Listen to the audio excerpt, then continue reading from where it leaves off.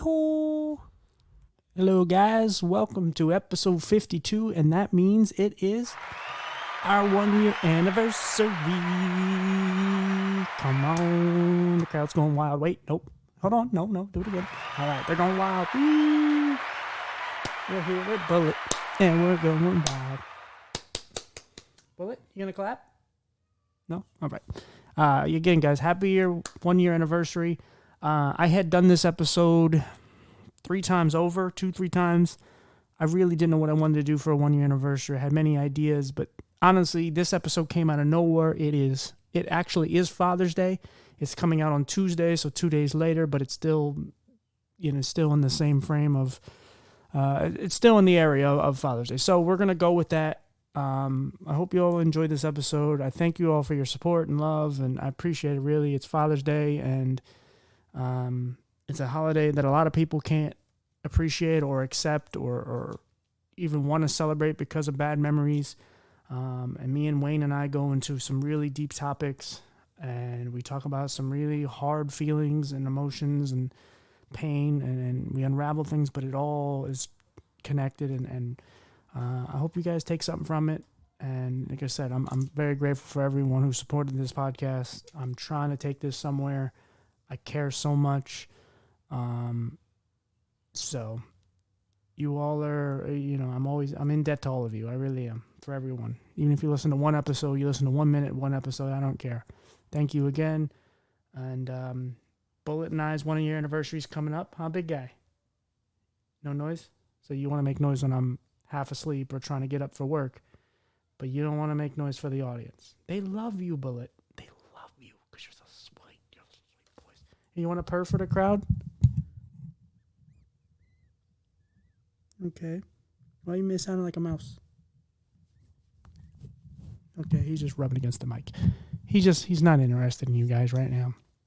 He's just kind of sleeping here next to me, and he's being bashful. Oh, boy. Okay. Anyway, guys, happy 1 year anniversary. Happy 1 year anniversary. Can't believe we made it this far. And happy Father's Day to all the dads out there. And yeah, let's just get with this episode because it's going to be a long one, but very special episode, as I always say, but for real this time. Well, they're all for real, but just pretend like I never said it ever because I'm an idiot.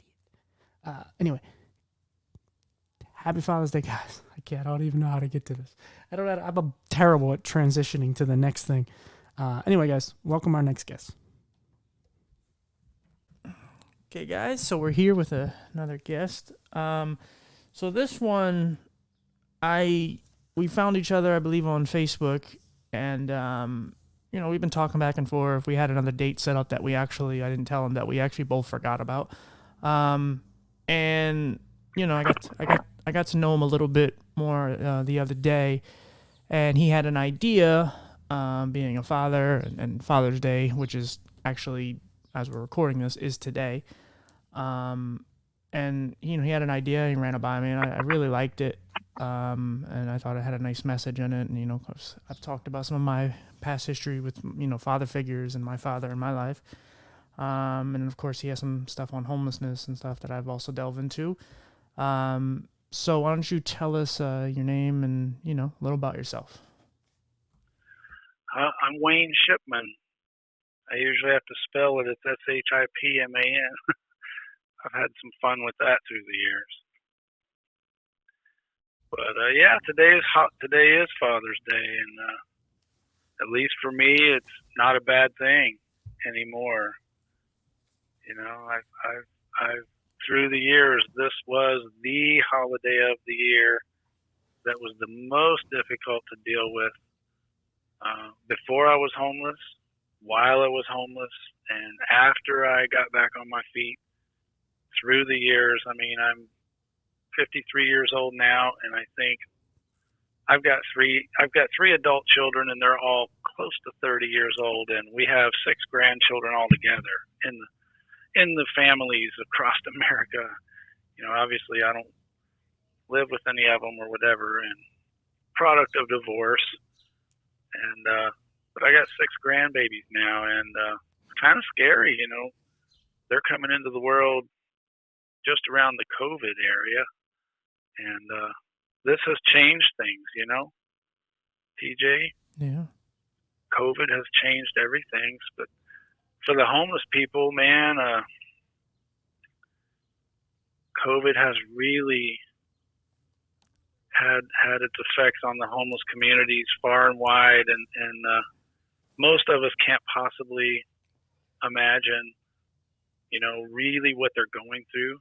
Just being homeless right now during COVID has been a major impact in our society where, previous to COVID, I mean, when I was homeless a few years ago, to be honest, I was in Portland, Oregon when I was living outdoors as a homeless person. I've kind of traveled the country, and I went kind of freelance partying for a while and riding the Greyhound buses, and I'd show up in a town and work one of the temp labor gigs or something and stay in the mission shelters. And honestly, I didn't really know that was being homeless. I just thought that was like kind of just kicking it, having fun.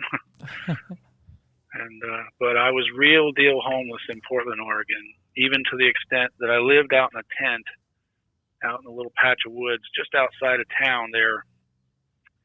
And that was probably the darkest, most difficult period of my life, because I was in this big metropolitan city for the first time, noticing other homeless people. And I mean, I wasn't homeless, when I got there and everything, but my situation turned worse and worse as I was trying to deal with major depression. And I had some really serious anger problems. Later on, a few years later, I started going to, therapy and counseling, and I had actual psychologists or psychiatrists and doctors giving me those psychological evaluations. And we were able to kind of pinpoint some of my most obvious issues. And, I didn't know at the time that I was dealing with some bipolar. I had bipolar depression, kind of from a late teenage years through my early 20s. And it was a mild kind of bipolar depression, but it kept reoccurring. And then, when I actually ended up divorced and kind of living separate from my children, I started feeling some elements of shame. Like every year, Father's Day would come around, and I would go out of my way, and I think I was trying a little too hard, pushing myself, but I would start calling them and texting them, like a week before Father's Day and stuff. And it was hard on all of us because, one of my messages that I'm hoping to communicate to the homeless community is, society tends to try and make things picturesque. We're supposed to be a certain way. We're supposed to think a certain way and act a certain way. And so, fathers are expected to be a certain way as a father. And it's sort of generic. And each person, each family has their own situations. Everybody's situation is unique, but every personality, every person has their own personality. And when you're blending personalities and you're all trying to live together and everything, it gets really difficult, because Father's Day and Mother's Day in particular, by society standards, is supposed to like portray, the happy family. Right. When it's Mother's Day, then everybody brings mom flowers, and we take her out to dinner, and we tell her thank you for being my mom. And the truth is, some children have a hard time saying that. And on Father's Day, it's the same thing. Some children have a really hard time, even if they love them. Yeah, even if they love them to death, man. It's just usually, like in my case, I mean, obviously I don't want to, get too much into private matters, but my children were pretty young, 6, 7, 8 years old, and they were witnessing me and my former spouse kind of arguing a lot and not Right. real happy. We weren't happy being together, and I had a lot of depression issues at the time, and I had anger issues, but it wasn't amplified. It wasn't an actual disorder. I don't think it was an actual disorder at that time. It became a disorder over the years by not being able to cope with my feelings and things. So when I was separated from my family there, uh, as a person being homeless, just being out in public, just seeing all the other families, like today is Father's Day. So anywhere you go, you see fathers and the kids are kind of dancing around their dads and they're all excited and they're going to get ice cream or they're going to get dinner or whatever they're doing. But what's on my heart right now is the reality is, as you know, there's a 65% divorce rate in our country. Yep. It's been that way for a long time, I think. Before you go into that, I wanted to add something.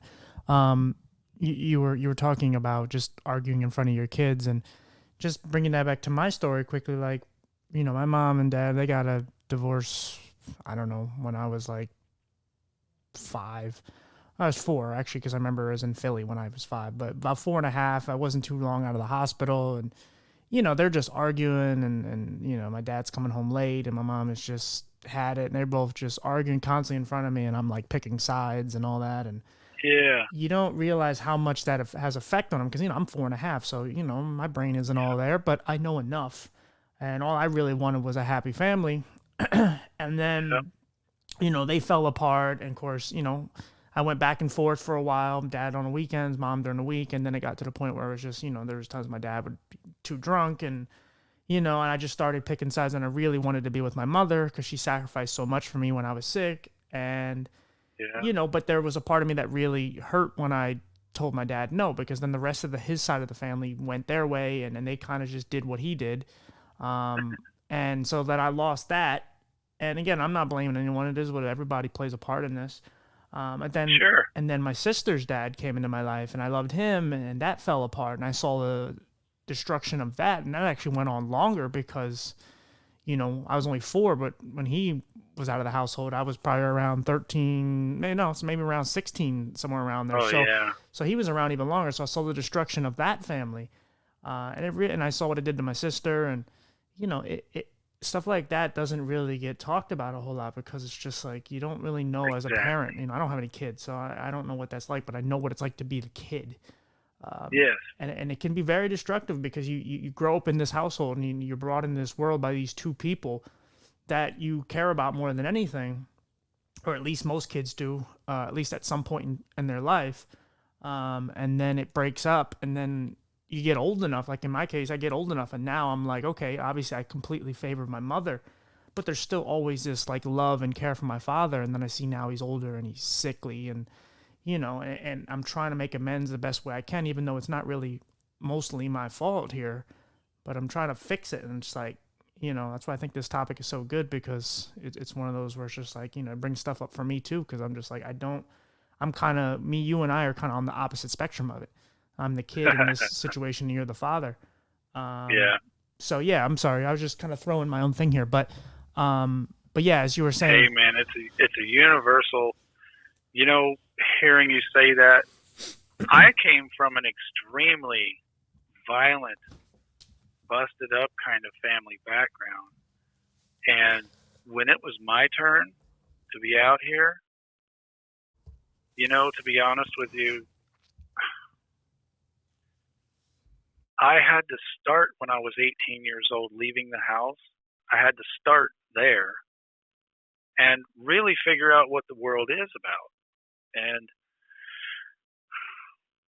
I was living on kind of fantasized idealism about patriotism, and I joined the Army, which is something I swore I would never do. My mother was in the military, and my stepdad wasn't at the time when I was really young. But before I dive there, there's a couple things that I hope you can help me kind of nail down in this because it's so universal. All Number right. one is I've heard in more than one of your podcasts you talk about there's an obvious difference between a visible disability and an invisible disability. Okay. Someone in a wheelchair or someone using crutches or someone, with a prosthetic limb, that's something we can see and we know, they have a challenge. But most of us are walking around and there's very disturbing things that we're carrying around with us, but it's a taboo. We have to keep it unspoken. Like you said, it's something that really doesn't get talked about and doesn't get dealt with. Yeah. And so then what I've realized in my experience, because since I was homeless, my last night out under the stars as a homeless person was 2007. Okay. Okay. And from that time until this day, 2021, I've been on a sort of journey of recovery that I decided to take the challenge.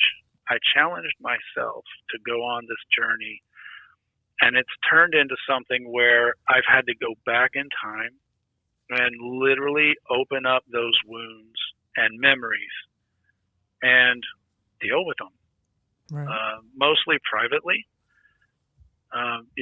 Some of the people that were involved back then, it's so ancient and outdated now. It's not fair to them to call them up on the phone and just like yell at them and say, "Man, you really hurt me back there, and I just wanted to tell you about it." That's not really what I've been doing. But so there's the invisible disabilities issue, and a lot of times, TJ, when we get on this topic, it's kind of assumed that what we're talking about is like severe mental disabilities or, severe disorders, personality disorders and, medicated treatments and all that stuff. With a 65% divorce rate, I keep coming back to that because I discovered this truth as a homeless person. Sitting around with other homeless people, a lot of times we end up talking to each other, just talking. And it's like, well, what happened to you, man? Like, why are you out here? And pretty soon we start talking about the real deal issues that we tell each other as a homeless person that we've never really dealt with until we're sitting on a bench somewhere and we don't know what else to do. Right.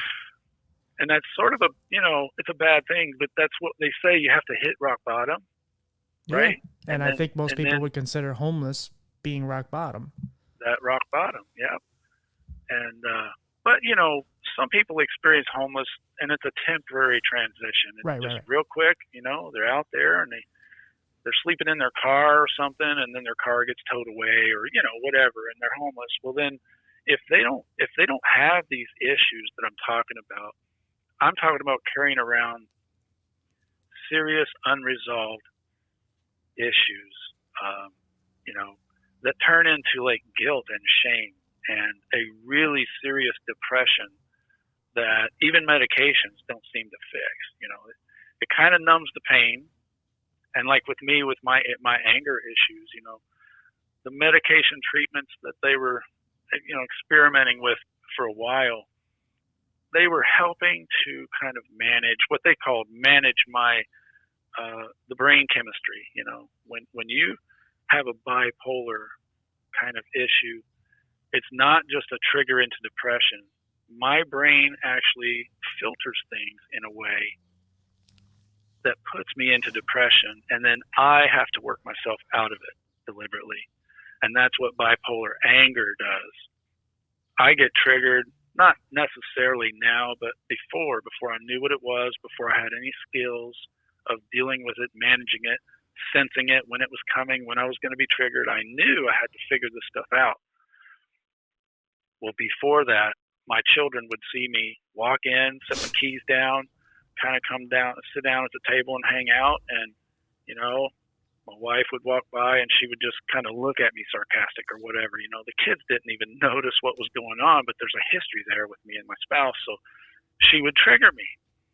And I would just come off the wall, just blah, blah, blah, blah, blah. And then I would slam the door and walk outside, and I would stand outside and go, "What in the world was that all about there, Wayne?" And it was a surprise to me as much as it was anyone else. And so that was kind of my invisible disability that I'm kind of referring to. Right. And that thing can spiral and spiral and spiral. And part of what I think is our downfall as the proud patriotic society that we are, there's so many things that we shush each other, and we don't want to talk about it. We don't want to bring it up. We don't want to deal with it. Well, eventually the person carrying those things are the ones that are wounded and nowhere to go with it, no way to process it. And so my homeless experience started out as, hey, you know what? I'm having such a hard time. I would get a job, lose a job, get a job, lose a job. And I just took to the streets because in Portland at the time, there was infinite resources. There was mission shelters on every other city corner, day shelters, night shelters, places to go hang out, and just activities for the homeless. They would line up on the sidewalk, several hundred people, and they would have like cookouts and just serve the homeless. And I was like, I'm just going to go hang with these people for a while.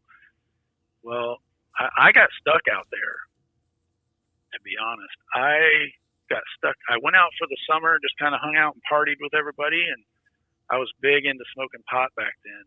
That was my go-to thing, Man, I get depressed or angry or whatever, and just poof, that was my go-to thing. Before you go on, one of the things you said about us being like very patriotic and so on, and the irony of it is like we're so patriotic, but some of the people that are suffering the most are the people that come back from war and they're missing a limb, or obviously their PTSD, depression, and all that is so bad, and we don't seem to give a shit about them.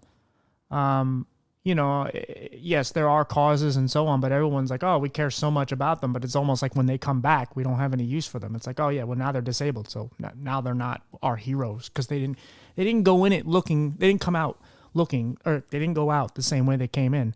No, right. And, and those are people that are suffering, and it, goes back to everything you were just saying. And the inner obviously the outer disability, if you have a missing a limb, they notice that more, but most of them come back and aren't missing limbs. They come back and they're just damaged otherwise. They're now in a totally different society. They're not allowed to just pull a gun out and shoot some enemy or whatever, even if it's somebody who's trying to get in their house. There's so many different state laws and everything. They can't just act upon the way they would if they were on the battlefield. And so from a person who has both an inner and an outer disability, it's rough because obviously most people recognize my outer disability, but the one that's inside, it's more, it gets considered crazy, or, you're just off, or something, weird about you. But it's like, hey, I can't help this one. Honestly, I prefer my outer disability. Like, I wish I didn't have if I can choose one or the other, I would take my eye problem. No deal. It's not even close, because I hate, this. I've spent some time, well, like I said, I grew up in an Army family. My mother joined the Army, which at the time was a really great thing because she joined the Army like in the early 70s, and we were living in Harlan, Kentucky, literally up on the side of a mountain with an outhouse, kind of thing. And I joke with people now, but I think, if my mom didn't get us out of Kentucky, I would be on one of those guys right now on Moonshine, or one of them shows, and I'd be showing you my still up there in the yard, Right. But she took us out of there. But, especially when I was homeless, I started noticing I was hypersensitive to the veterans out there. I was in the Army for 3.5 years. I got put out, actually, 6 months before my term was up, because I just got to a point where I was coming to work every day, depressed, angry, sad. My first baby was born. I was stressed. I was confused. And at that time, in the 1988, 1989, 1990, the military, they didn't have a stronghold on helping soldiers that had these problems, these emotional issues. We were supposed to come to work composed, proud, and sharp. Uniform, sharp, boots polished. Don't give me none of that my girlfriend's got a baby kind of thing. Soldier, you got a job to do. Let's go do it. Hut, hut, hut. Let's go. Right. Well, the whole time we were out there, my mind was back home, and it got to where, I was getting in trouble for having my attitudes, which inflamed more of a problem because there was no place for me to go to cope with it. And to be honest with you, so I started noticing other soldiers, young soldiers like myself, that had the same problem. We were confused. It turned into a we thing, and it was more people than you could imagine that had young, adapting skills. We had a problem adapting to this new environment of the military. And so getting out later on, when I was a homeless person, I started really kind of hanging around these guys that I would find out were, out of the military, even if they were not war veterans. A lot of them were kind of experiencing a sort of an emotional trauma in depression, which is a form of PTSD. It's not battle related, but post-traumatic stress is, there's an umbrella that can get in there. Look, man, I met this one guy, and he said, you know what, brother? He said, we're out here in society, and everybody's like all upset because we come back from a tour of duty, and we just can't function on the job. He goes, how the hell do you expect me to go into the office and, kind of put on a tie and, be a happy guy at the office? He said, I just came back from some of the worst stuff I've ever seen in my life. And he says, I'm not a trained killer. He said, but I had to go out there and survive, and I had to defend my country, and I had to defend myself. He said, but you know what? He said, I wasn't fighting for the president, and I wasn't fighting for my damn company out there. He says, I was fighting for my wife and kids back home. I was fighting for my grandpa that used to take me fishing. I was fighting for my dad, that taught me how to drive. He said, that's what I was fighting for. He says, the country's got their agenda and the government has their agenda. He says, but what we're fighting for when we go out there as buddies, as brothers in the trenches, we're fighting for our damn families back home. Right. He said, so then we come back home and they expect us to just go get a job because we're out of the military now. He says, I'm sorry, but we just don't know what to do with all the rage we have. And he says, I did what I had to do. He said, but what shames me the most is the things I had to do.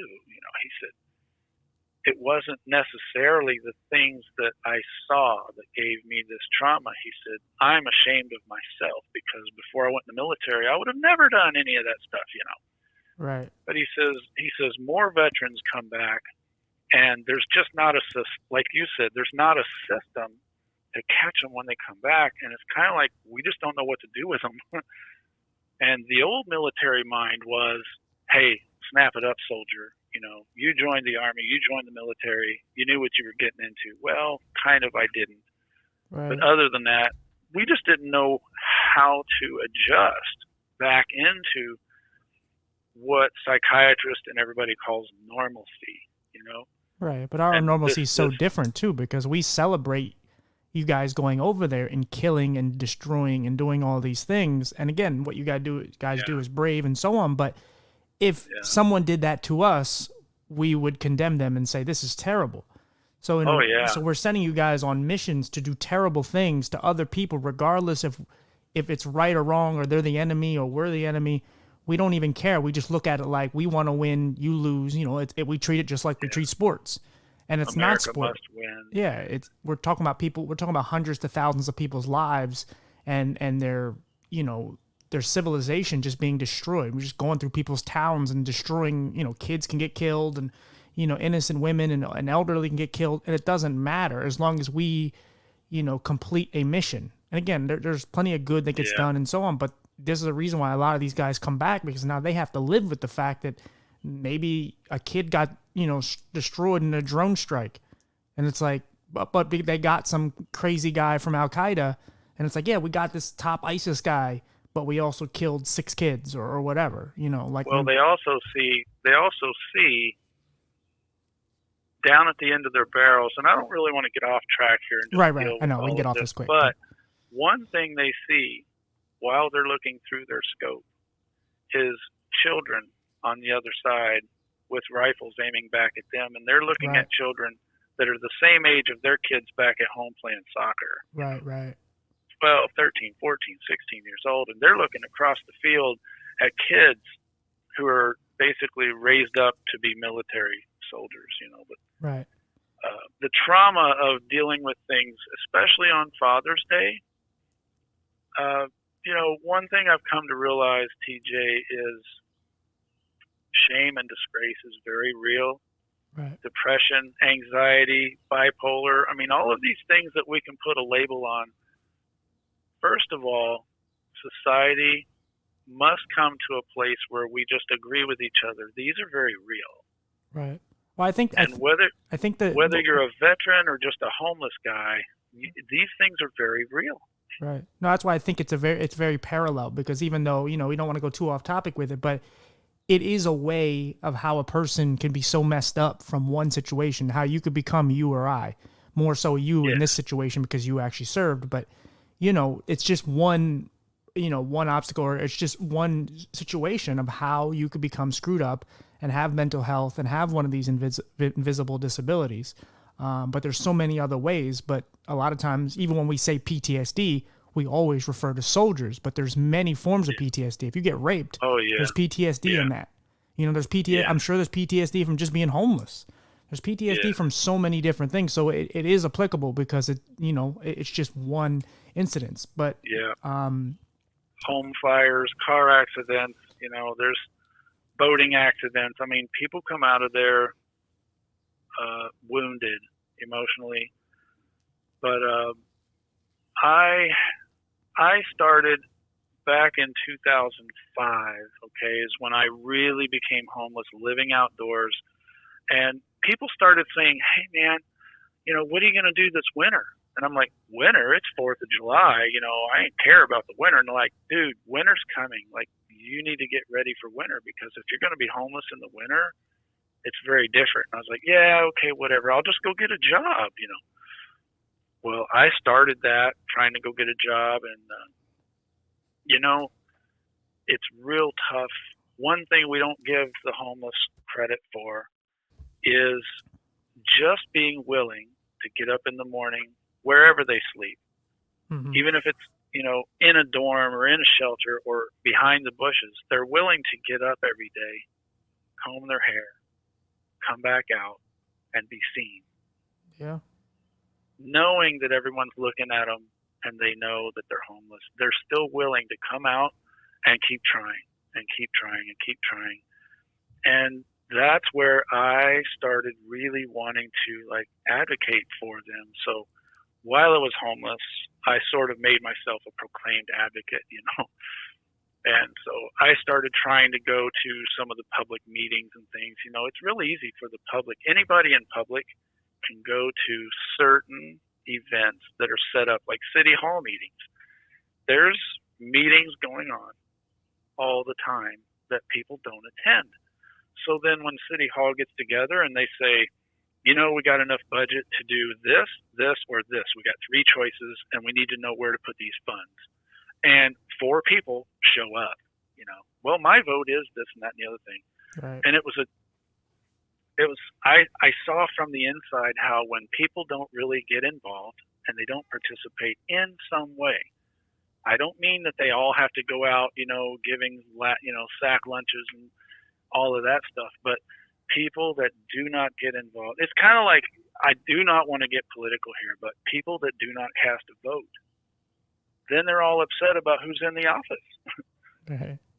People that don't understand the politics, and I'm not saying that I do, but as an observer, if you didn't vote for someone, then what voice do you have? Do you have a right just because you're an American or just because you're in a free country? Well, here we are on Father's Day, and I'm on the fence between how, what really is my assignment to do with,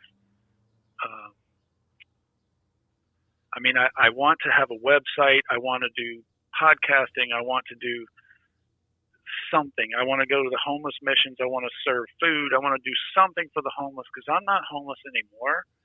And I think the homeless people really respect, and respond to people that were formerly homeless that reach back. And Right. so, kind of by being here and talking to you today is kind of my start on doing that. And I hope your audience, I really believe by hearing some of your interviews already, you're going to be one of the big time YouTubers.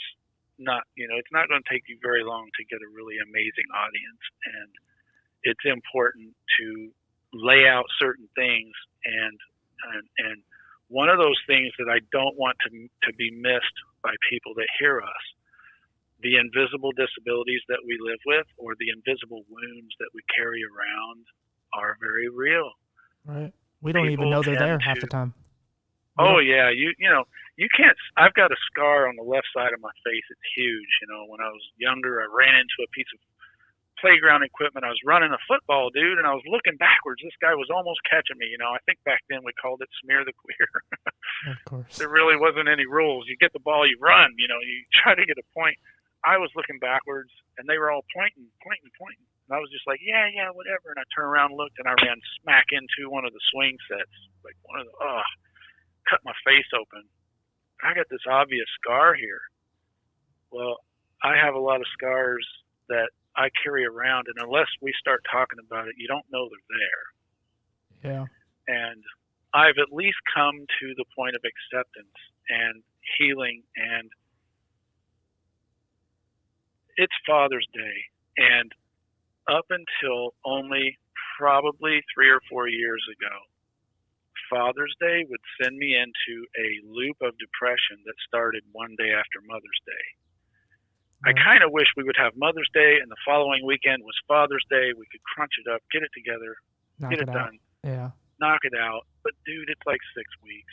What's funny that you just said. It's funny that you just said that, because I remember, I don't know, maybe we'll just say 10 years ago, I was in therapy, and my therapist was just kind of prodding and trying to get some stuff out of me, which I'm very open. But she's like, well, you don't ever really talk about your father much. And I'm like, well, I mean, I don't know how much is there. And then we went on, like, we did a whole hour on it. And I realized like how much anger and resentment and how much was there that I hadn't addressed to him, outwardly, to myself, to my mother, to anybody. And I realized I was going on these like anger-filled rants, and I was just like, holy shit, like I really am carrying something that I just didn't want to address, which is why I'm trying to be friends with my father now, part of the reason. And so, I mean, and Father's Day comes around, and it's like, I plan on calling him later and just seeing how he's doing. But it's just one of those things where it's just like, like you said, you don't know how much you carry until one day it just kind of seeps out, and you're sitting there left with yourself going, what the hell was that? And it's been there the whole time. Exactly. You just kept going by it. Yeah. It's just like going through the closet, and you're looking for a shirt, or you're looking for something, and you just keep swiping past, and it's there. It's there. And then one day you just, maybe something that was covering it falls down, and you go, holy shit, there it is. And it's right in front of you, and it's beyond, and now it's not invisible anymore. I'll tell you something, just so that, people that are listening to this can get a sense of perspective. And I'm usually pretty self-reserved about telling too much, Right. And my intention here is not targeted to anyone that I know in particular, but I want to let you guys know this is much more common than we realize, and there's more people carrying around that kind of. It's not anger, TJ. It's pain. It's unresolved things that convert to pain. It's an emotional pain, and when we feel that pain, it kind of reveals in anger, because it's like, oh my God, and you're not sure what you're mad about. You're not sure what to be pissed off about, but it's there. Right. So just to give you a rundown, I'm going to do this really quick, okay? And this will be a testimony for how far I've come, because I chose, and I want homeless people to hear this, especially on any holiday. I chose to take this journey And what it meant was I had to go inside with myself, kind of like Rocky Balboa in the ring. I was getting beat up, knocked down, knocked out, bloody, and I kept getting up. I kept getting up. I kept getting up. And even at the end, when Apollo Creed thought he knocked him down for real, he turned his back, raised his arms. Everybody started going nuts because Rocky stood up one more time. He barely moved his gloves. Remember that? His gloves were down by his waist, and he was going, come on, come over here. And Apollo Creed looked down, and he shook his head, and he was like, this guy is crazy. I'm going to have to, actually hurt this fool, Right. I'm that guy, but the fight was with myself, okay? The best analogy was actually the last Rocky, where he's older, and he's talking to his son because his son is embarrassed of kind of living in his father's shadow, and he's kind of letting life beat him down, and he's talking to him and saying, like, you're part of me, and you're not a quitter, and you're quitting on everything, and life is going to beat you harder than anyone will ever do, and it's your choice to either get up or let life beat you to the ground. And that's what you have. I mean, you choose to lay down and let life consume you, or you get up and you fight to either get knocked down again, but you get back up and you just keep pushing, or you just give up. You got two choices. Well, I honestly speaking, I was at a point in my campsite in 2005, and like I said, this turned into 3 years, 2005, 6, and 7. I went heavy back into drugs. When there was no drugs, I was drinking. I was smoking a pack a day. When I couldn't buy cigarettes, I was finding them. We called it snipe hunting. You walk around staring down at the sidewalks, and you pick up other people's cigarettes. And what I was doing is I'd go get me one of them little packs of rolling papers, and I would find cigarettes, and then I would re-roll it. Well, you talk about a harsh cigarette. I was gagging on that, dude. I had a rope up in a tree at my campsite. Okay. And I didn't put it up there for the reason, but I was actually hanging my backpack off the ground to keep animals out of my backpack because it was attracting animals. The food in my backpack was attracting animals. And the hillside where I lived had these major big rats, which I didn't really know they were there until I was camping out there for a while, and I kept hearing stuff. And I'd shine my flashlight outside my tent, and there they were, just everywhere, big ones. But anyway, one morning I woke up and I was boiling some water to make coffee, and I saw this rope hanging there, and I didn't have my backpack on it, but had a little, like a fist-sized loop tied in the end of it. And I just saw it swaying in the breeze, and kind of like a warm smile came over me, and I said, you know what? Nobody that knows me by name knows where I am right now. All they know is I'm homeless somewhere in Portland, but they don't know where. Most homeless people didn't know where I was because I would hike way up out of the way so that other people wouldn't bother me. And I'm telling you, that became so appealing. I started writing journals and stuff, and I started actually trying to write a book about my homeless experiences. And what I call this is a rope swing. I looked at this rope swinging in the air, and it looked so appealing. It looked like kind of an instant way out, kind of just if I would stand up on that tree limb down there on the ground, just high enough to tiptoe up and just kind of put that thing on and then just let it happen. Oh, your pain goes away. I thought that would be the end. But what I kept thinking, what my heart was pulling me because I'm a father. This was not on Father's Day, but the Father was in me. And I wanted my children to remember me as a person that was worthy of their respect. I wanted to be respectable in society in some way. And the only way that I could figure out to do it, and this message goes out to everyone, the only way I could figure out how to do that was come out of the woods, come out of myself, come out of the anger, come out of hiding, kind of, and face things, walk straight towards it like we used to do in the military. We used to walk straight towards this thing. But I decided to take this challenge for myself to become a respectable person. And what that meant was I had to learn how to deal with the things that I was wounded about. Okay? Mm-hmm. Now, I'm the kid that grew up in the house. My I witnessed 5 marriages by the time I was 12 years old. Okay, and so before I was in high school, men were coming into my house, kind of like a dime a dozen. It's who's my stepdad this year, kind of thing. And I was so jealous of my friends because they had really cool dads. They were building plastic models with their dads. They were skateboarding. Dad was trying. He was falling, but he was out there. Mine wasn't. Right. And so later on, what I've realized, I also witnessed 5 divorces. They never worked out. None of them did. And the hidden, deep, dark secret that took me decades to deal with is I was living a pretend life because I went through an adoption process as a teenager, but I was given false information deliberately so that I would go through with it. The whereabouts of my biological father was kept from me. He kept trying to get in touch with me, but I was never told about it. And later on, this went far. It went further than it should have went, which left me so emotionally wounded that it took me literally like 30 years of my life to come to terms with it.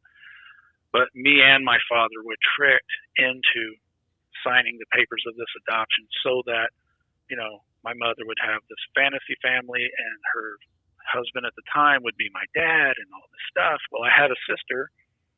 My sister and I both witnessed all of this. And it took many years for the truth to come out. But when I finally realized what happened, we were tricked and lied to. I found out I had a brother who was 24 years old at the time, and I didn't even know I had a brother. Okay. And I had like 3 other half sisters on that side of the family. So I've got a brother and 4 sisters that I grew up without.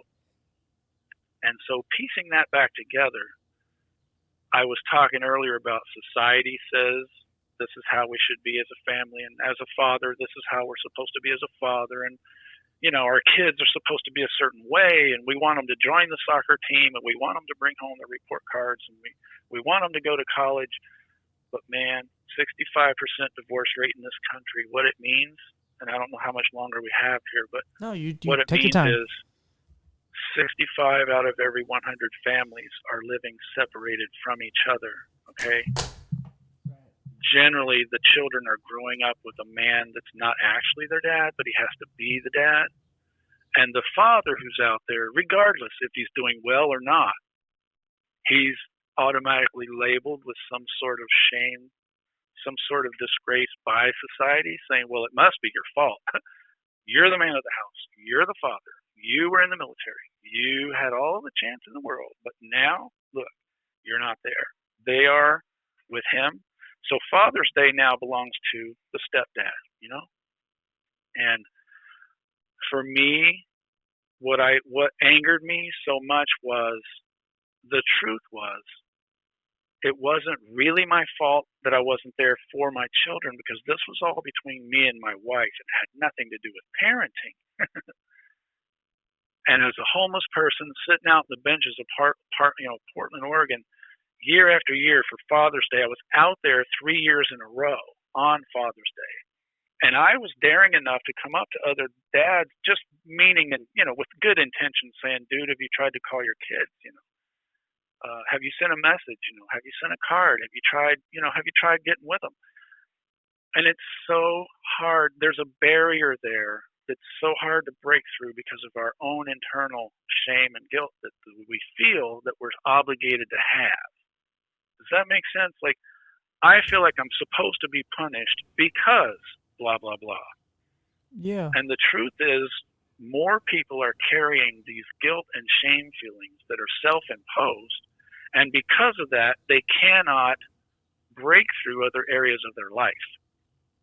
They can't experience what we call, think positive and be positive, be optimistic, go get a job, you bum. Well, to get a job, you have to be optimistic in the job or they will send you home. You can't show up talking about your kids and talking about being homeless and crying at your desk or getting mad and cussing everybody out.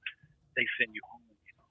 Yeah, it's funny that you You said that because I don't think I've ever said this out loud, but there's time like I'm not super religious, but once in a while I'll pray or whatever, and and there's times where I mean, most of the time I spend most of the prayers I pray for people that I care about, where it's just somebody's going through something.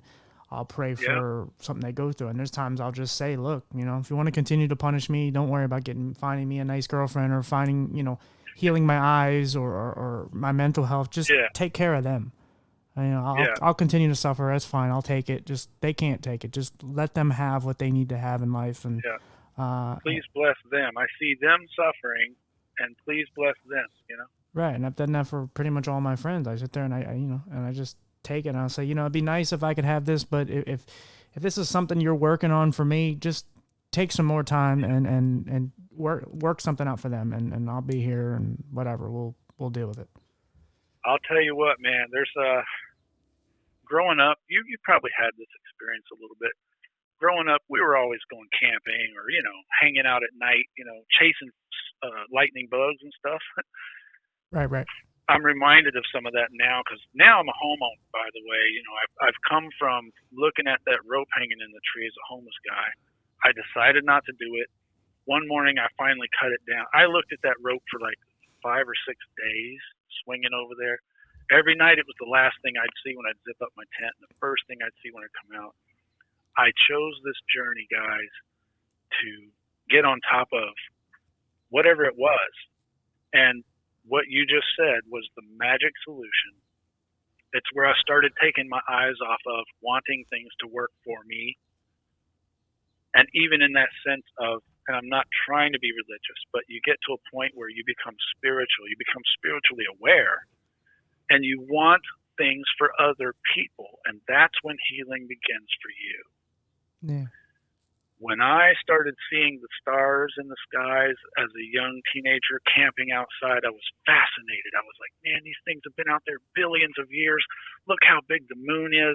Oh, there's a falling star. I want you to know there's a very different feeling when you're sleeping outside as a homeless person. And you're looking up at the stars and you're looking at the sky and you're going, where are you? Dear God.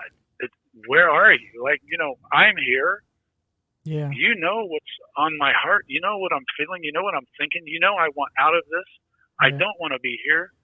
I'm hanging around these losers down here, and they all got pot and stuff. I don't want to be a part of this. Where's my breakthrough? And you're looking up at the sky, going, "What? Where are you?"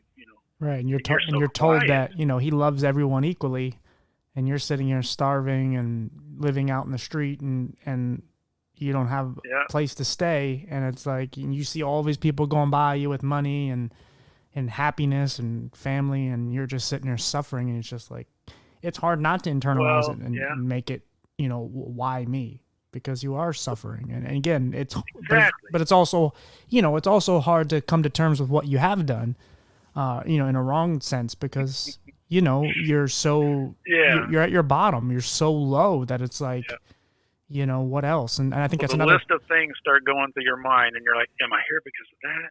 Right. Are you not helping me because I've got to learn something?" Like I'm sick of learning these lessons. Like I really need a breakthrough.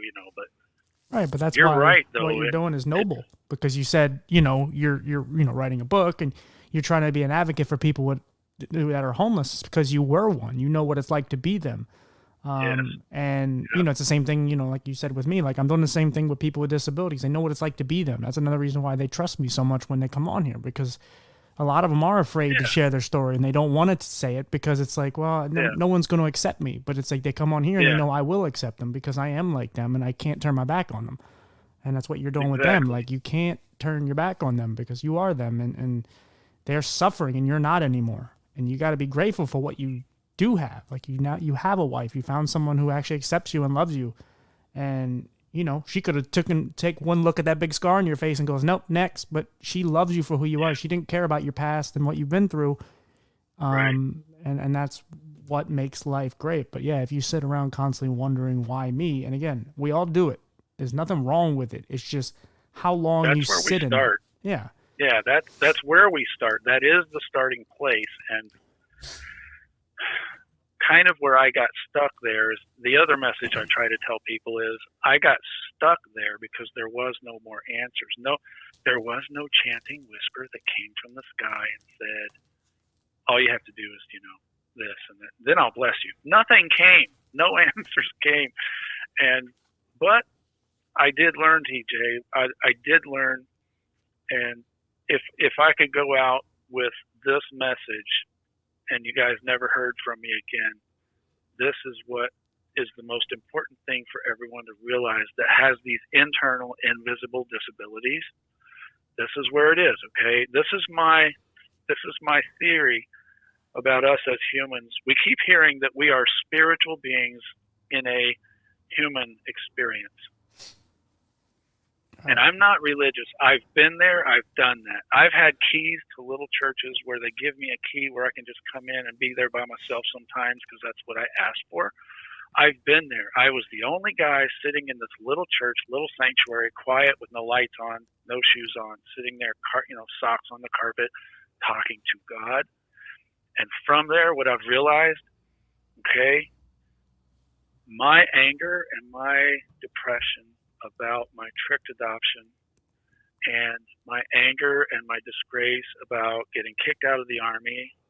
And by the way, I never did see combat action. Okay. Don't get that misunderstanding. I didn't come back post-traumatic stressed over that. Right. I was post-traumatic stress trying to figure out my damn childhood, my teenage years. Like, why did I have to see 5 stepfathers? And, where's my real dad? What's going on? And anyway, here's my testimony. Okay? You know what thing, if you wear a wristwatch and you look on the back and it says water resistant to 100 meters, let's say, water cannot get in, right? Yep. My heart was so hard and so angry as a young man, 20, 30 years old. I was 37 years old when I was living in a tent out in the woods. My heart was so angry. Light could not come in, and there was no light to give away. I didn't have a good damn thing to say to anyone, okay? My heart was light tight is what I say. My heart was light tight. Light could not get in. Light was not coming out. And I think God knew in his wisdom before I was born what my life was going to be like. And he knew I was going to get to a point where I hated myself. I hated being alive. I kind of hated the world I was in. I was angry at people just for being in my vicinity. He knew that. He put a little flicker of hope in there, and he sealed it up in a little bitty place down in there that I would eventually have to find it on my own because I wouldn't let anybody help me find it. I was resenting.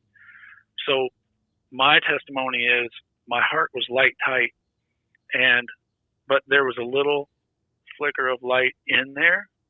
And when I found it, I was able to use that kind of like a little candle in a dark room. And I found my way through those hard times by looking inward instead of waiting for something to come to me from the outside. Like you said, let them be healed. Let them be blessed. Look at that guy. He needs shoes. Give him shoes. I'll deal with my pain. Bless him first. That's where it started. When I took my eyes off of who hurt me and who did me wrong, who tricked me into an adoption, that's when I actually started seeing the path to kind of healing things. And really what started healing things, we talk about forgiveness a lot, and we always hear it. That's the next message in the spiritual journey is forgiveness. It's perfectly okay to offer someone forgiveness, and it doesn't have to mean now we can call each other and be happy. Now we can hang out and tell jokes. What it means is I'm letting go of the poison that they put in me because it's been killing me. I forgave my mother because she's a human and she made a mistake. But there's something I'm going to go to my grave with that, she doesn't really deserve me loving her freely and me calling her all the time, calling her on Mother's Day, calling her on her birthday. Because my brother and my 4 sisters, when they call me, it's so awkward. They don't really know what to say. They don't know how to be a brother. How do you be a brother? I never had a brother. And so it's awkward. And then my father, it's very awkward for us. So it's sort of like we are all trapped in this. It's no longer a depression. It's our reality. It's just the way things are. So I would say half of us in all of this problem have accepted it. We've reached acceptance, and we're like, well, that's just how it is, man. So let's go from here. The other half is like, oh, this is too much for me. It's, the best example is my youngest sister on my father's side. I would call her up, TJ, and I would just talk to her like, yeah, I went here and I went there, and I was in Alaska and I was in Portland, Oregon, and I've been to Germany, and I saw this and I saw that, and my mom remarried and this and that happened, and I've been away from my children. I did not know that I was triggering her depression because there's things for her that she hasn't dealt with yet. But the way it came out was her being angry. So she would get mad at me and text me things, and she blocked me on Facebook one time, and I'm like, why are you attacking me? We haven't had a history. And so the other side is when I started offering forgiveness, I started realizing genuine forgiveness is not necessarily for them, it's for you. It's that invisible disability, that invisible wound, that scar that's on the inside. It's always going to be tender to the touch. But when you learn to just actually start accepting and forgiving, not forgive and forget, not run through the valley picking flowers and loving each other, it's just so that you can get that damn poison out of your veins, man. That's what worked for me.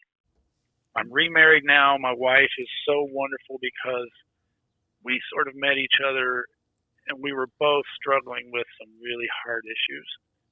And what we found out was these are things that society says you're not supposed to talk about. You're not supposed to deal with. Like you said, it's taboo. And so now I have a brick house instead of a tent. I got 3 acres of land. I'm not hiding out behind a business building or sleeping under the trees or the bushes.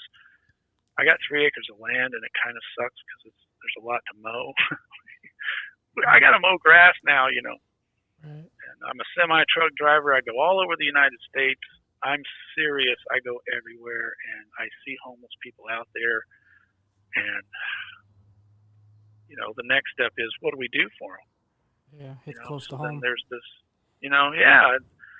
I drive by and I see them out there, and I'm like, Jesus, man, there's so many of them, TJ. Oh, I know. And it's getting worse. You look at the numbers, and, well, it's the only prior community, to COVID, as we talked the other day, it's the only community that you can say your community is growing, and it's a bad thing. It's a bad thing. They're growing. And it's real numbers now. Like, before COVID, the way that cities and counties would count their homeless people, it's not necessary. When they were saying there was 6,000 people in Portland, Oregon in 2005, I thought they meant there's 6,000 people hanging outside. No. There was 2,000 people basically consistently outside, always different people, not the same, but there was 2,000 people outside. There was 1,000 people sleeping in their cars and RVs. There was 1,000 people on waiting lists for temporary housing, and they were roommating with their family members or their relatives. All of those people got counted as homeless because it inflates the numbers, The city gets more money from the government when they got 6,000 versus 2,000. Well, now, because of COVID, I'm kind of making the statement that the numbers you're hearing in homeless are the real numbers of people they're seeing out there. Right. It's devastating and stuff, but we're gonna get through it as a society, man. To be optimistic, we're not. I don't really believe we're ever gonna actually end homelessness. That's like saying we're never gonna go to war again. Right. There will be homelessness, but when we start seeing the homeless people as authentic people that are hurting, they're not just lazy that don't want to get a job. They're sleeping in a tent for a reason, and I'm asking people to have a little bit more compassion for them, especially any holiday. But Easter's the other big one because we see everybody in their Sunday school clothes, and everybody looks like the leave it to Beaver family or something. But these people that are in homeless, their wounds, their wounds are real, and the pain that they have, they'll burst out crying and they don't know why. Right. Well, And it's like, they're a huge reminder of, I think, why people so avoid them so much and treat them the way they do is because they're a huge reminder of what could happen to them if they made a couple bad choices. We talked about this again the other day. We talk about, again, you're one step away from being disabled. You're one step away from being homeless. It's not that far. Yeah. We just think because you have $100,000 in your account that it can't happen. $100,000 doesn't mean shit. $1 million doesn't mean shit. Like, you can lose that very quickly with a couple bad investments or a couple missed payments on your bills or taxes or whatever. It could be gone. Again, same with disabled. You can get into a car accident and you're just like someone I've interviewed or just like me or whatever. And I think people are afraid of them because they know that can be them, or maybe it is something in their family also. But in general, like that, they're just people. They go through shit. And yes, some of them deserve where they are because they made those choices. Some people made really terrible choices and they put themselves out there. But why can't we help them? That's their rock bottom, though. When they finally hit rock bottom, it doesn't really matter how they got there, whether it's their fault or not. They had to get to that point in order to deal with that thing in their life that brought them there. You know what I mean? Right, and that's why this whole episode is kind of all together because it again, you're a father and you're now out in the world where people don't want anything to do with you and your kids don't see you and may not even want to see you, and you're out there and you're thinking about them and wanting to get back to them, but you can't even find an apartment, you can't even get a job, and you're sitting out there. Whatever you're doing, sometimes you're doing something productive, sometimes you're probably just dicking around and just just going through life like as if it's, you're smoking weed and you're just doing things that just kind of, you're numbing the pain. That's, what you said about trying to fix our problems. A lot of times we try to fix our problems, but we just want to numb it. We don't really want to solve the issue, because to solve the issue, you have to you got to dig deep and you actually have to open yourself to every wound. And, it's like, face it. Right. Like if you're driving and you hit a child and then you get drunk, okay, you may not feel it, you may be fine with that, but then when you wake up tomorrow and you're in handcuffs, you still hit a child with your car. So, it's a strong analogy, but the reality is it points out the fact that, look, if you don't take care of this shit, just because you're numbing the pain doesn't mean it ever went away. Nope. And so it gets worse, man. Yeah, it gets worse. I mean, sometimes it goes away for a while, but then when it comes back and it fades back into the light, it's going to be harder than when you last left it. Because it's been growing. Even without your attention, it's growing. Right. And again, we don't have... Me and my kids, we're not like... me and my children are more able to communicate and connect now because they're adults now. They're not teenagers. And I can tell you the main thing that children resist when the absent father calls them on the phone. The children just want to talk about them because that's what they're familiar with and they're comfortable with. The children would rather tell the dad what they've been doing in school and how it's going at home. And it's up to the dad to just kind of listen and absorb and just say, hey, I love you. That's really great. And get off the phone. But as soon as, especially the homeless dad gets on there, the homeless dad tries to tell the children adult stuff. The children don't understand your damn adult stuff. The children don't really care why, you're not with their mom. And they don't care what definitely don't give the kids some damn message to tell the mom or whatever. That's manipulating the children in the middle. But if the fathers can just learn to be more patient, because TJ, I was always in a panic. I was like, I got to tell him this. I got to tell him what I'm feeling. I got to tell him what I'm thinking. I might, this and that and the other thing. That's the thing that drove us apart, was because I was telling them adult stuff that was too heavy. They didn't understand my adult stuff, Right. And it takes a very strong, courageous person, especially a father, expecting a phone call on Father's Day or anything. Just be willing to set yourself aside for a moment and realize these children have they're being bullied in school. They're watching other kids beat up each other in school. They're watching children that come home and they let themselves into the house. The parents are never home. The kids fix their own meals. They get themselves to school. This is a different society we live in now, but our children still don't understand our adult stuff. Right, and you're also when the we father. try to unload it on them, yeah. And you feel you're supposed to be, in a sense, the protector, and you're Yeah. gone.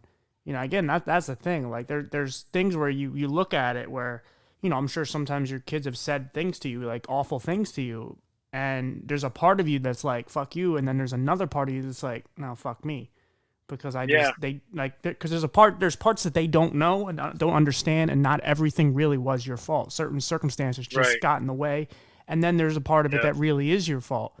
And then it's a constant conflicting pain. And I don't have that pain, but I've had things like that where it's just like I'm battling it if someone's mad at me for something, and it's like I can't really fault them to the degree that I want to, because I know there's certain information that they don't know, but then the information that they do know, there's some stuff that I don't have, and that's the thing, we have a hard time, anyone, putting ourselves in other people's shoes, and if we don't do that. If we always think how we're supposed to come from that angle, like we're always going from our angle, we never look at other people. So if you start to do that, you can start to see where they're coming from. And again, in your case, it's their kids, so you obviously love them, and there's things they may have said that comes from pain, and there's a lot of things they probably, with you being gone, there's probably a lot of things that they didn't come to terms with. So now that you're back in their face, it's like, hey, Dad's back, and it's like, who are you? Yeah. And it's like, they feel some sort of animosity, and they're feeling naturally defensive, and this is also another universal thing that the dads that are out there right now that are going to be dealing with this in the future. My children grew up and they're having children now. Well, their stepdad, I'm sorry, I have to admit and be the man, he has earned his place in their family. I couldn't be their dad. They needed one. I couldn't actually be a responsible father. I couldn't even send them money and just do nice things for them. And even when I could, I didn't, because I was like pissed off at the mom, whatever. Right. I took it personally. This man has earned his place in my children's life. And what I've done recently, and I'm 53 years old, and it took me this long to come to this sort of forgiveness. Right. But I started sending private messages on Facebook Messenger to my former spouse, which I've never done. I've never interfered with their family because I wanted my children to respect me for that later on, even if they didn't understand. I missed out on their years, but later, now that they're coming back, dads, I've earned my children's respect by allowing them to be a family with this man that took the place that I could not be in.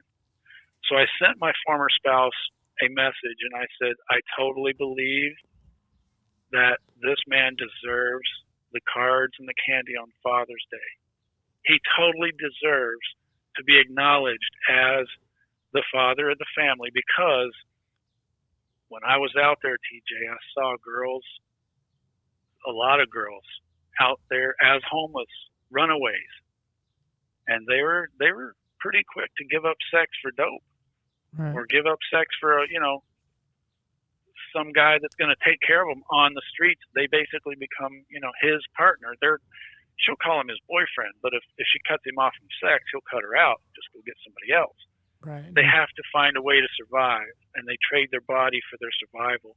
My 3 children could have been that. Well, I'm sure the underlying theme is they didn't have fathers in their life.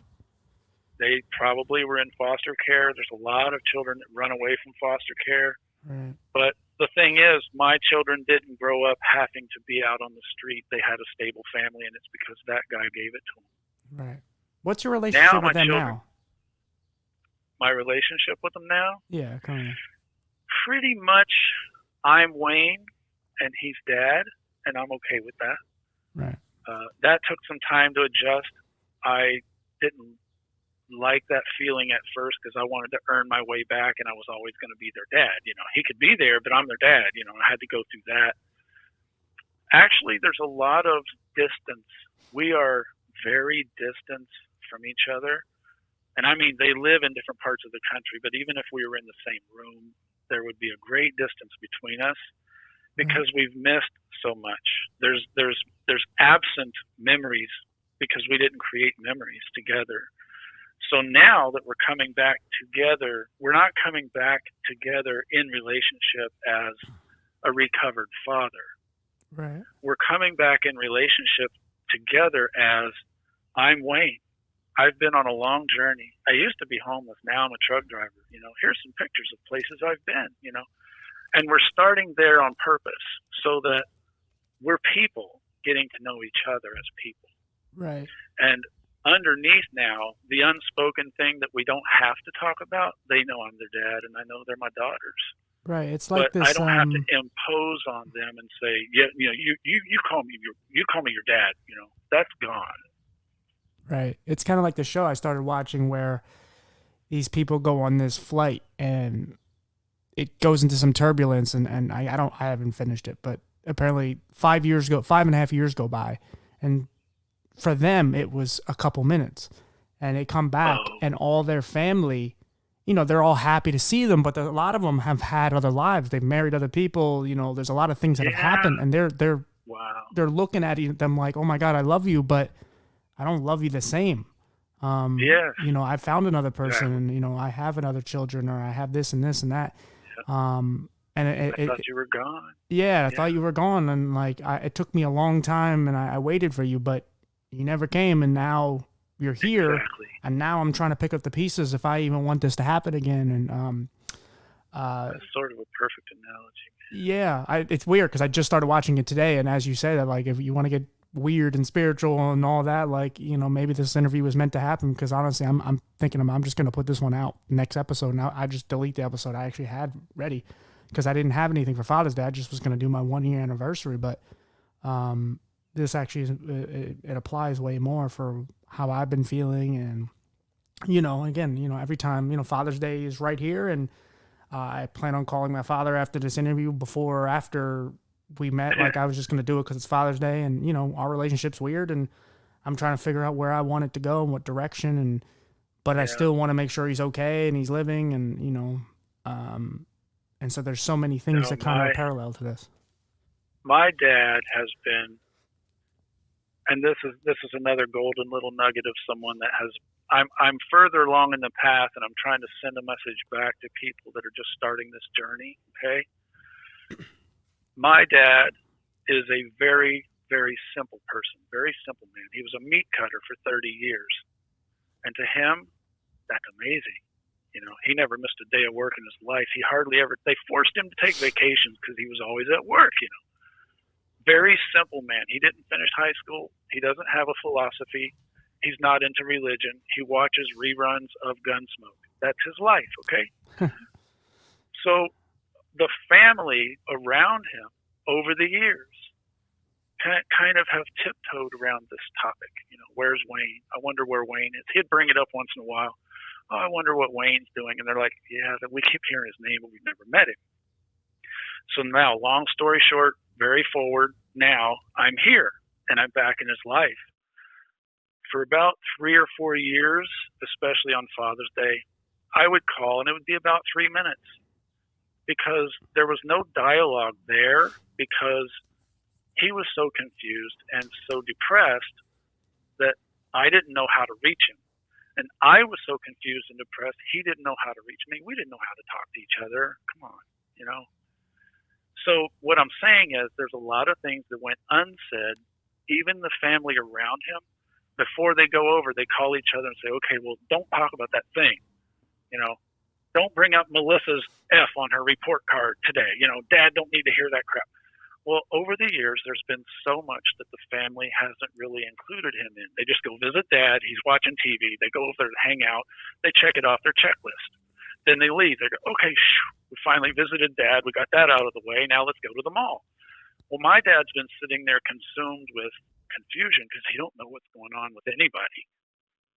Recently, it's been on my heart so much. I think it was kind of the last dark door that I had to open and go in. I had to go in there, TJ. It's been the door I didn't want to open. You know what I mean? And I've been able to dance around it and go into these other doors and deal with other areas of my life. Well, I keep coming back to this one. That's the one that says, "Do not enter, or enter at your own risk." Right. I opened the door, and what I had to do was I had to call my dad, and I had to tell him a lot of things that I've told you on this interview he had never heard before. Right. He didn't know that my mother was married 5 times. He didn't know this and that. He knew about the fake adoption because we had to deal with that at one time. Right. But there's been things in my life he didn't know. And I said, "You know what, Dad?" I said, "You don't know me really as a person." I said, "But you know what? Marijuana hasn't touched my lips since 2012, and I smoked pot for 25 years of my life. I haven't had a cigarette since 2011, and I smoked cigarettes for almost 30 years. I haven't had a drop of booze since 2010, and I haven't had any medications for depression or anything else since about 2012. And he goes, "Well, damn, what do you do, Mm-hmm. I said, "I'm telling you this," I said, "because, Dad, I'm proud of myself. Most of my life," I said, "I had no choice but to smoke pot because I didn't know how. I didn't have the skills to deal with my feelings." And I said, "They were giving me medications for depression, and they were giving me medications for sleep apnea, and they were giving me all this other stuff." And I said, "Pretty soon I was so medicated that I couldn't actually really process how I think and feel about things." I said, "So I went stone cold straight." And I said, "Now I'm trying to tell you, like, I've really missed you." He goes, "Well, I didn't think you did." I said, "I've missed you terribly, man." I said, "I just didn't know how to tell you or how to deal with it. Because when I get on the phone and say, 'I miss you,' you go, 'Yeah, me too.' I said, then we get off the phone. Right. I said, 'I want you to talk to me and tell me, like, what do you miss about me?' He goes, 'Well, damn it, I missed everything.' He said, 'Man, he said, I've been with your brother. We went fishing a lot. I never got to go fishing with you, I took him camping a few times. I never went camping with you.' He said, 'I always hated that.' He said, 'Because I thought we could have fun. As an adult, it ain't the same. 2 men sitting there trying to fish, it's pretty boring. If you're not catching anything, it's time to go. But when you're with kids, Right. they're skipping rocks, they're picking flowers, they're chasing frogs, and it don't matter.' But I had to deal with my dad and tell him, I said, 'Dude, I've tried to hide feelings, and I've tried to just be the man people wanted me to be, and I've tried to be the father.' And I said, 'Dad, I failed at everything I've ever tried to do. I got kicked out of the Army, man. I got divorced. I ended up on dope.' I said, 'I was living in a tent as a homeless person.' He goes, 'Yeah, Jason was telling me about that.' And I said, 'Well, I'm telling you because I'm going to deal with it, and I'm going to tell you.' I said, 'The family keeps telling me don't tell you things that'll make you depressed.' I said, 'I have a feeling you're going to be depressed if I don't tell you things. So let's get it out in the open, For the first time, TJ, in I don't know, 10 years or something, we were on the phone for like 20 minutes. It's usually 3 or 4 minutes, Right. Progress. We were on the phone, and now I'm breathing differently. Like today, I can breathe again. I feel like I've got some things out that he needed to hear, whether he wanted to hear or not. And I think the family's going to find out indirectly as they start visiting with him, like, "Yeah, Wayne told me this, and Wayne told me that." And they're going to be looking at each other going, "We didn't really want to deal with this stuff, Right. But they have to. I have to, so they have to. Yeah. And I guess my message goes out to people. The longer you carry something that inside is burning you, if you carry it and never deal with it, it does not go away, like you said. It don't go away. No. Yeah, you got to keep trying and pursuing what, if you want something, how bad do you mean? People say they want something, and then you ask them how bad, and they go, a lot. How bad? How bad do you want it? Then show it. How bad do you want this? Like, you're going to put a lot of shit on the line to get this. Like, for this podcast, I stress out all the time, and, maybe it isn't the greatest thing for my health, but it's because I care, and it's because I want it. Because I want to do something good. I could literally do this podcast and talk about only eye conditions. I can only talk about certain things. I don't have to care about the entire disability community. I don't have to care about the homeless community. Right. I don't have to care about racial relations. I don't have to care about none of this stuff. But because how I you were do, treated wrong sometimes. right? But because I do, I mean, I could literally just get on this podcast and talk about me every episode. Yeah.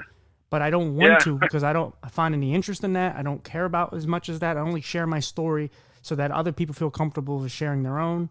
And if I, because I care so much, it's almost like a burden on me. Like there's so much I have to do. And there's so much, I have to put into this. If I didn't care, I wouldn't be going and finding people like you, because it's not like I'm not just going to click on one site and just find Wayne. I have to really look, and I really have to find people and reach out to them. And again, I'm going to get a lot of saying, nah, I'm good or whatever. Yeah. And, people like you who are that open, you're at a point in your life where you are open to talking about it. But if I got you 10 years ago, you probably wouldn't have cared to even talk to me. Oh, hell no. Right. Yeah, you wouldn't have liked my answer back then. Right. And so that's the thing. Like, if you want something bad enough, you have to fight for it. You can, and you're going to get no's, and you're going to get, pushed away. And there's a lot of things that are going to happen. But if you, again, back to what you're saying, if you get knocked down, you have to get back up. Because, and again, people like you and I, we're used to getting knocked down. We're used to being down. And every time we get back up, we get, leg swept back down again. Like, we just continue. Even if we literally put our foot down just to get up. We got our foot kicked back down because we didn't even get close to getting back up. But we got to keep pushing, because otherwise then there's no point of living. Like I made a pact with myself years ago. I said, look, you're depressed, you hate your life, you want to die. Either kill yourself now, or if there's a reason, if you want to live, even if you don't know what that reason is to surviving, and you want to figure out what that is, and you want to find out what that little light at the end of the tunnel is, pursue it. Or if not, if you're not going to do that, and you're going to sit here and cry, and you're going to be angry your whole life, then just end it now. And so I just made a pact. Live with a sense of curiosity instead of a sense of like really dark hatred because of the way things are. Live with a sense of curiosity. Right. And the dark cloud is always going to be over your shoulder. You're constantly running from it. You're always, that's the thing. It's not like you or I are out of the woods. Like, our lives are still impacted by it. But if you sit and can constantly look back and you keep seeing what's back there, it's going to consume you, and eventually it's going to win, and it's going to take over, and you're going to end it, or you're just not going to be the person you want to be. But if you continue to push forward and just know it's there and accept that it's there, and just realize that you can live without it, or you can live with it there, but knowing that you're a better person without your past and all the shit, and you're moving forward, then you can do good things, and you can accept the fact that you have, an invisible disability, or you have mental health. Like, it is what it is. There's nothing wrong with it. We have wounds, man. We're wounded. We're wounded people. Yeah. What you're saying reminds me of, I know you've listened to some Tony Robbins. Everybody's heard of some, listen to some Tony Robbins. Dude, what you're reminding me of right now is, like, if you want to end on this note, it would be, so Tony Robbins says the main reason most people suffer. There's a difference between pain and suffering. You can smash your finger in the door, that's pain. Right. Suffering is when you dwell on something and you hurt because of it. It's an emotional suffering. He says all of us have a blueprint about how we think our life should be. And when our life does not match that blueprint, we start suffering. We start suffering. And as fathers on Father's Day, or as homeless people in general, or like you, I'm sure if you had a choice, you would be doing something with your legs. You would be running, you would be jumping, you would be doing things, or you would be doing something where you actually had to have 20/20 vision. You could see something sharp across the field, but you can't, okay? When I was a kid, I loved cars.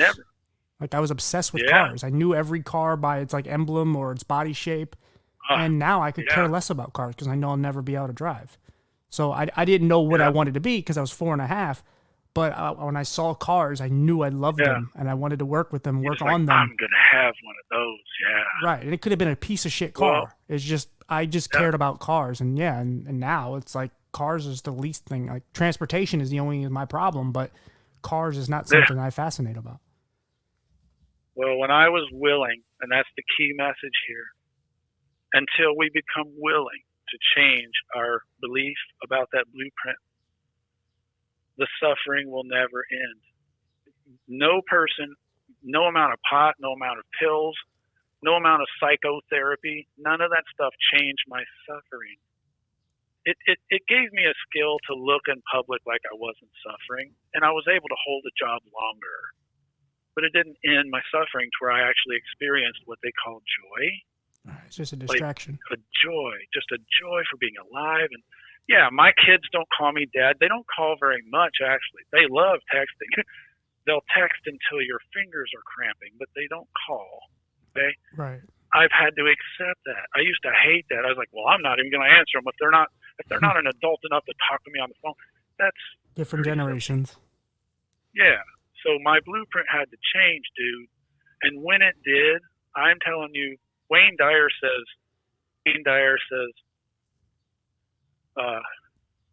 when you change the way you look at things, the things you look at begin to change.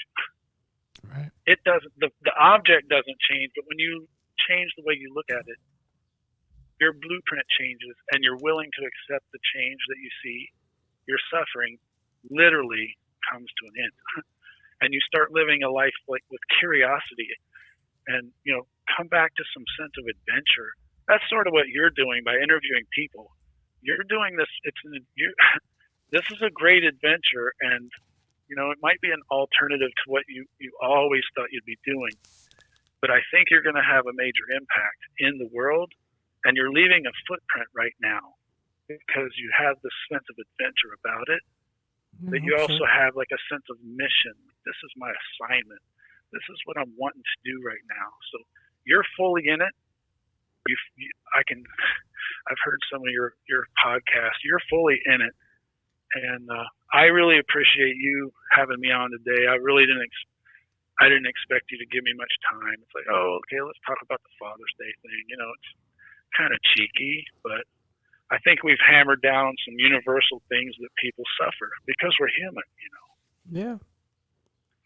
Yeah. I'll like I said, I'll do you one better. I will put this episode out Tuesday as the Father's Day special. I didn't have anything for Father's Day. I was literally just going to do my 1 year anniversary and, thank everybody for whatever. And I can just do that on Instagram and maybe in the beginning quick. But yeah, I think this is a very special episode. It really has a lot that people can pick up on and take from themselves. Because like as I said earlier, you can take homelessness or being a soldier, all these different things. It's just a couple little instances of how these things can happen to you. And, everybody has some struggle with somebody in their life, whether it's an ex or a father, a mother, or a brother, sister, whatever. There's somebody in their life that they still have love for, and they probably will always have love. And some people are traumatized because Trump isn't there anymore, and that's their whole purpose in life, Yeah, let's not get those people started. Oh, we all have something. We all have something. That's what you and I are talking about. Yeah, even a pet. It could be anything. It just, just use your imagination and listen to what we're saying. And then, like I said, it all makes sense. It's just, we're all damaged in some way. We all have our problems. We all have things we keep inside that we don't want other people to know, and including ourselves. We don't want to realize it. But if you deal with it, just start to deal with it. Realize it's there first. Obviously, like people who have addiction issues, the first thing is to realize you have a problem. Well, realize it's there, and then go from there, little by little. You don't got to do it tomorrow. Just slowly unpack it and figure out what that problem is, why it's there, how it happened. And again, if there's a way to fix some problem with someone you care about or whatever this issue is, then go for it. Again, it may not go the way you wanted, but as you just said, like, right, not everything's going to go the way you intended, but that's life. Nope. And, when people say life is unfair, yeah, life is completely unfair, but it's not fair for anybody. It's just some people benefit more than others, but we don't know what they're going through. We don't know what they lack or don't have. And so we just got to take our lives and we got to stop comparing to others, and we just got to be ourselves and try to make the best life we can. Because I'm sure you look back in your life and you realize how much time you wasted. Because I know I do, and I'm not as old as you. I'm only 32, and I look at all the time I sat in my dark filth of just depressed and hating myself, and I could have been out there trying to make more friends and could have do something progressive with my life. And now I'm sitting here in my apartment. Again, I'm doing pretty well for my life, but it's like I feel like I'm so far behind and I'm trying to make up for it. So that's why I'm constantly trying to move so quickly, and I'm so impatient because I really am tired of being stuck. I I think that's one thing you and I kind of, without having a language to describe it, a part of the reason a part of the reason you're reaching out to people is because of that. Like you see that, and you're trying to say, hey, are you going to sit around and cry today, or are you going to get out in the sunshine, and do something, Right. And that's where I'm at, especially with fathers on Father's Day. This whole issue, dude, I've been called a deadbeat dad ever since I had my first baby. My first baby was born in 1988 when I was like 19 years old. The year I was born. But when I was 19 years old, I was just realizing, damn it, I just experienced my mother had 5 marriages. I don't know what a dad is, Right. How am I supposed to? What was my blueprint of a father? You know what I mean? Pick one. Right. And it's all relative because, again, we don't know what someone's going through. And then you see what you went through with your mother, and the blueprint of how to be a parent, mother or father, was obviously really screwed up. And so you're just going to do whatever you feel is necessary, or whatever you took from it internally and just went, okay, this is kind of a parent being, I don't want to be that. And then, of course, you're a young guy, you're having sex, and there's girls, and it's like, this is fun. And then you don't really think about consequences, and then kids come from it, and it's Pregnancy. like, and then you have kids, and whether you wanted them or not, it's like, well, now I got to do something. What do I do? Well, let's see. I don't know who my dad is. Guys, my kids called me a sperm donor. Right. You know what I mean? I had to come from that. Right. Yeah. And so my blueprint had to change to where I'm not a father. I'm not a parent. Yeah. But I'm an outstanding citizen as of now. I've become kind of like an outstanding citizen. I mean, I work as much as I can. I pay my taxes. I've got a house. I pay my bills. But other than that, I'm doing what I can to kind of reach out and leave my footprint, And I've had no choice but to adopt the belief that even if my 3 daughters choose, because of their own reasons, let's just say that we never really connect, okay? Let's just say that. Let's just say I try and we just never connect. It just doesn't really happen. Right. But I got 6 grandchildren right now, and I'm pretty sure they're not done. But because of Ancestry.com and different things, my grandchildren are going to be curious about this guy called Wayne, Yeah. And so what footprint are they going to see when they look for me, right? So by what you and I are doing today, I'm going to try to get more active too. I'm going to hammer down on trying to get my craft going. But I want my grandchildren to find something so that they can say, hey, this guy actually did something. I respect this guy. You know what I mean? Yeah. That's. And I'm willing. If I never hear those words come from them, I go to sleep at night and I force myself to smile a little bit, because even if I'm not here when those words come, they'll have no choice but to admit I became a respectable person, and that's what I decided to do when I cut that rope down. Yeah. I just had no idea the path was this long. I had no idea the road was this far, but I'm here. Okay. Right. Well, I mean, so you can tell your audience it was worth it. It was worth it, man. Yeah. Well, and I mean, for you, I'm sure it's worth it for you. You do this, and when you lay down at night, you go, we did that today. Right. Yeah, I try. Yeah, I mean, like I said, I don't know where you're taking your life, but either, when you're in the next direction, but either way, like I said, anything you need, I'm here. We're obviously going to be friends. I hope to do this again sometime. Like something else comes up, man. Yeah, maybe we'll do another topic or something we could talk about, or maybe down the road, like an update on how you're doing. But yeah, either way, we're going to keep in touch regardless of the podcast.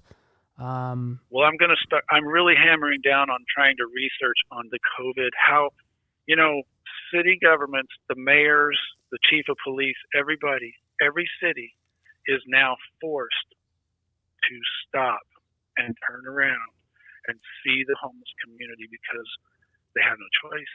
And it's not necessarily that new apartments, new affordable housing is coming out and new homeless shelters, but we're finally able, Jay, we're able finally to start persuading the public opinion, and the consensus are changing to where the homeless people are no longer criminalized. just for being homeless because they have to be. And we are starting to realize as a society, these people are in our communities, whether we like it or not. And just because they're out there living in their tents, they're still a part of our communities. They're still a part of our neighborhoods. Right. And there used to be a time when we were very proud of our own neighborhoods and people were out helping each other just because we have that in common. You know, and neighborhood after neighborhood right now have no choice but to see these homeless people out there as one of their own. Yeah. We're getting to the point where it's no longer us and them. We're getting to the point finally where we are starting to realize they, you know, they're just normal people. They all have families. They all came from families. They're just, we tend to say there's that homeless guy. You know, it's kind of like, where did he come from? You know, well, he's one of us.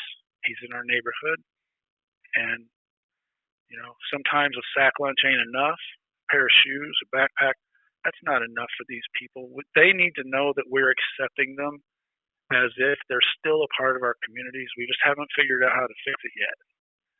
And that's what I'm seeing.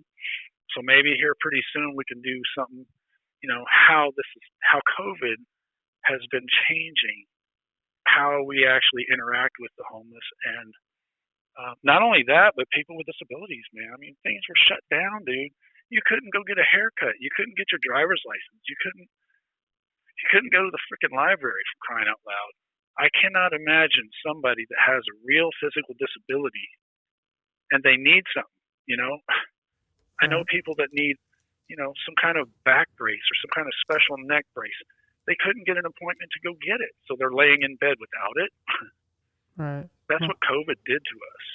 Well, let's put a pin in that. We'll figure something up down the road. We'll definitely bring that back, especially since we're getting over a year of this, and we'll see how 2021 unravels, you know, even more so, and we'll do this again. I'm following you. I don't have any social media for you to follow yet. I mean, I've reserved a domain name and I got a website template and stuff, but I haven't really built anything yet. Right. I'll promote it down the road then. Whenever you get something, and you just let me know. Yeah, buddy. I hope you had fun. This was a good interview. Oh, it was awesome, man. I'm not getting phone calls from very many people, so I love the idea that I was able to actually do something today that had an impact, or you know. It has a greater meaning. I texted you Happy Father's Day. I didn't know if it was a good thing to say or bad. I mean, I know it triggers feelings. I know it's a good thing. Hey, it's a Happy Father's Day because I'm not living in a tent out in the woods, and I'm still on my journey, you know, and I'm excited about that. So that's awesome. All right, buddy. I'm gonna let you know how it comes out, and like I said, I'm gonna put this out Tuesday. Right on. First time I've done this where I moved it all the way up just because of a certain feeling and whatever. But we're just gonna do it, and you're going to be my 1 year anniversary episode. So I appreciate it, man. All right, brother. I will talk to you in a few. All right. Thanks. Bye. All right, brother. Bye. All right, guys. So I just wanted to do a quick message to my own father.